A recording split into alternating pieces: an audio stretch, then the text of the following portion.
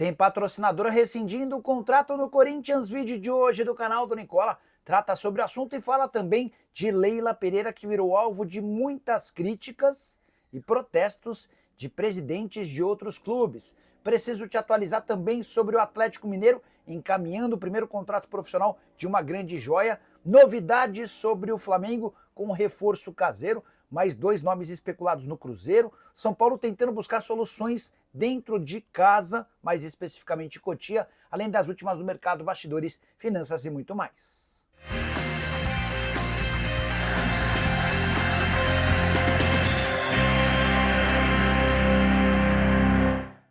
Fala aí pessoal, sou Jorge Nicola, bem-vindos a mais um vídeo do canal. Bem legal ter vocês por aqui, sem perder tempo, pedir para deixar like, se inscrever no canal e ativar as notificações. Bora direto para o giro de notícias e a primeira informação é sobre o goleiro Brazão, do Santos, especulado como possível reforço do Chelsea. Fui checar essa história com uma pessoa influente no clube inglês e a resposta foi, abre aspas, uma das maiores loucuras que eu já li. Dá para descartar que o Brazão possa virar reforço do clube inglês na metade do ano, apesar da grande fase, vestindo a camisa santista. Já Rafinha, atacante da seleção brasileira e do Barcelona, está ganhando uma prorrogação de contrato no Barça. O vínculo atual se encerra em junho de 2027 e será prorrogado por um ano, com direito a um belo reajuste salarial. Já o Panathinaikos da Grécia anunciou a saída de William Arão, volante cujo contrato se encerra na metade do ano. O Panathinaikos não tem mais competições para jogar e liberou o atleta para buscar um novo clube. O Arão, que tem 33 anos de idade e quase foi parar no Santos no início do ano com o Paulo Brax, agora é alvo do Paulo Brax também no Galo, embora o Cuca seja contrário a esse nome. Antes de gravar o vídeo, conversei com o Renato Augusto, meio atacante que rescindiu de forma amigável seu contrato com o Fluminense nas últimas horas. E perguntei se o Renato já tomou uma decisão sobre se aposentar ou tentar continuar jogando. Essa decisão será tomada nos próximos dias, depois de um descanso com a família. A saideira do Giro de Notícias, o Internacional fez proposta oficial ao Atlético Nacional da Colômbia pelo Inestrosa. Atacante de lado de campo, 22 anos de idade, muito bom jogador, mas dentro do Inter há desconfiança de que o negócio não vai acontecer por causa das cifras envolvidas. Bora falar agora sobre o São Paulo, que corre enorme risco de não ter Juan, zagueiro do Sassuolo, a partir da metade do ano. Contei para vocês, né? O empréstimo se encerra agora em junho e o São Paulo pediu uma prorrogação do contrato de empréstimo. O problema é que o tricolor não conseguiu pagar uma parcela que venceu em março de 300 mil euros. Diante desse cenário, Sassuolo hoje parece irredutível em relação a um novo empréstimo. E aí, olhando para o elenco do São Paulo, sobrariam apenas 4 opções no elenco principal: Arboleda, Sabino, Alan Franco e Ferrarese, que muitas vezes tem sido utilizado, inclusive, como lateral direito.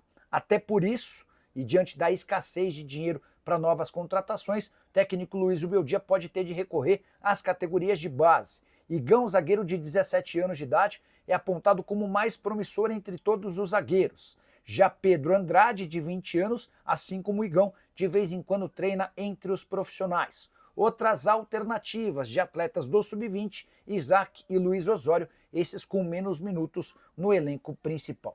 Só para completar sobre o São Paulo, contar que Luiz Ubeldia foi suspenso por 2 jogos no Superior Tribunal de Justiça Desportiva por reclamação assintosa no jogo contra o Galo. Hora de falar sobre o Cruzeiro com outros 2 nomes que surgiram como especulações como possíveis reforços da Raposa na metade do ano. O primeiro deles, um velho conhecido do torcedor do Corinthians, Wesley, atacante, ponta de lado de campo, comprado no ano passado pelo Al Nassr da Arábia Saudita. É certo que o Wesley não fica na Arábia, o clube precisa abrir mão de estrangeiros para que possa contratar outros. Wesley, que já foi oferecido para outros clubes brasileiros, como Botafogo e Flamengo. Existiu também a especulação de que ele poderia jogar no Corinthians, mas a conversa não avançou.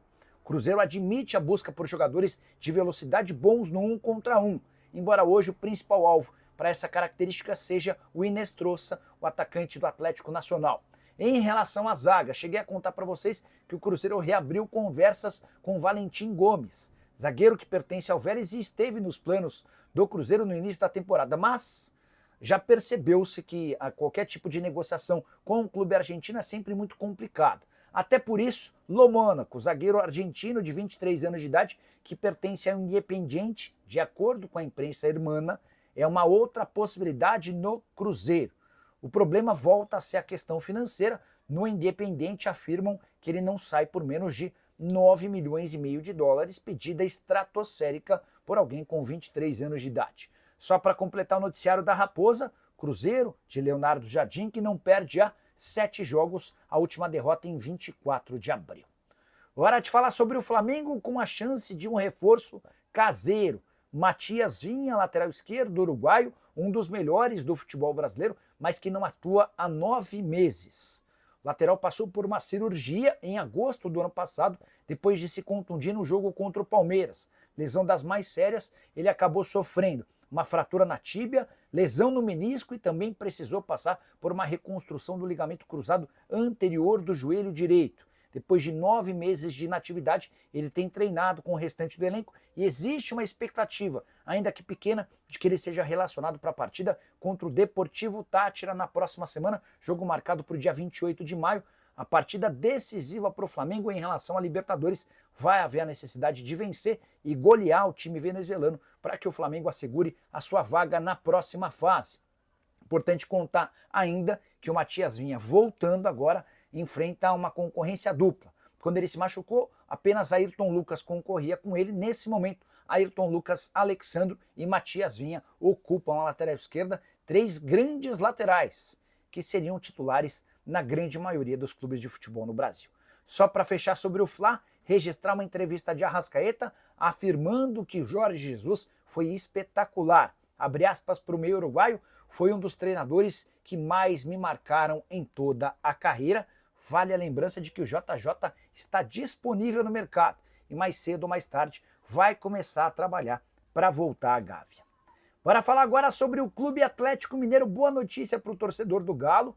O Atlético encaminhou o primeiro contrato profissional com Gabriel Veneno, atacante de só 15 anos de idade e tratado pela imprensa espanhola como o novo Neymar. Há clubes da Itália, da Inglaterra e da Alemanha de olho nesse jogador de enorme potencial que foi recentemente eleito o melhor jogador de um torneio chamado Coffee Tournament, torneio sub-15.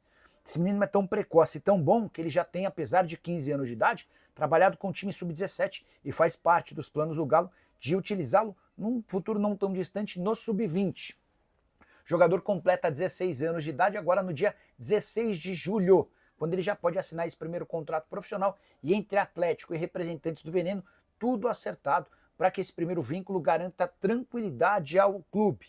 O Galo vai oferecer um contrato com um salário relativamente alto e multa rescisória importante para que não exista a chance dele ser negociado contra a vontade do Atlético. Só para completar, Guilherme Arana passou por exames depois de se contundir no confronto contra o Cruzeiro. Esses exames apontaram lesão no músculo adutor da coxa direita. Não há um prazo de recuperação ainda confirmado. Hora de falar sobre Palmeiras, e Leila Pereira virou alvo de todas as críticas que você possa imaginar dos principais clubes de futebol no Brasil. Dá para assegurar que a presidente alviverde anda com a orelha bastante vermelha. O principal motivo das lamentações e reclamações contra a presidente alviverde se dá pelo apoio a Samir Chaldie, que será eleito no próximo domingo presidente da CBF. Vale a lembrança de que praticamente todos os clubes grandes decidiram apoiar Reinaldo Carneiro Bastos. As exceções foram o Palmeiras, o Vasco e o Botafogo.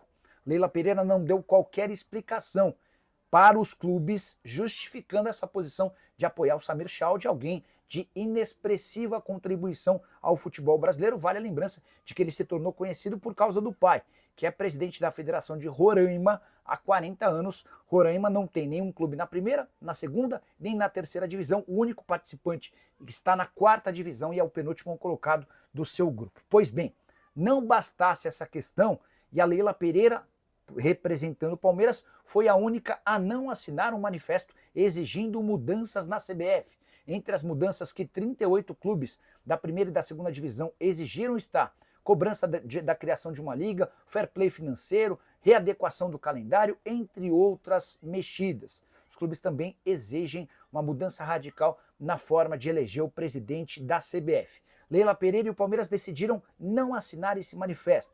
e a alegação é de que o Palmeiras defende que esse momento seja de paz no futebol brasileiro. Confesso que Leila Pereira mandou muito mal, pelo menos na minha avaliação, e queria até dividir a declaração de um dirigente importante, de um clube grande e muito rival do Palmeiras. Esse presidente disse, abre aspas, estranho o comportamento da grande líder, obviamente, com muita ironia. Só para completar, contar ainda que o Palmeiras, líder do Brasileiro e líder geral da Libertadores da América, agora dedica suas atenções à Copa do Brasil.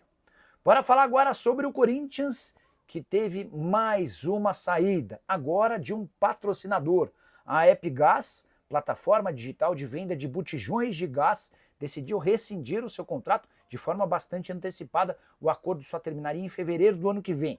A justificativa, insatisfação com questões contratuais. Confesso que estou atrás dos representantes da Epigás para tentar entender direito quais são essas insatisfações, se a série de notícias ruins em algum momento motivaram a empresa a deixar o clube. A Epigás que promete pagar o valor da multa rescisória pelo tempo de contrato que ainda tinha a vencer.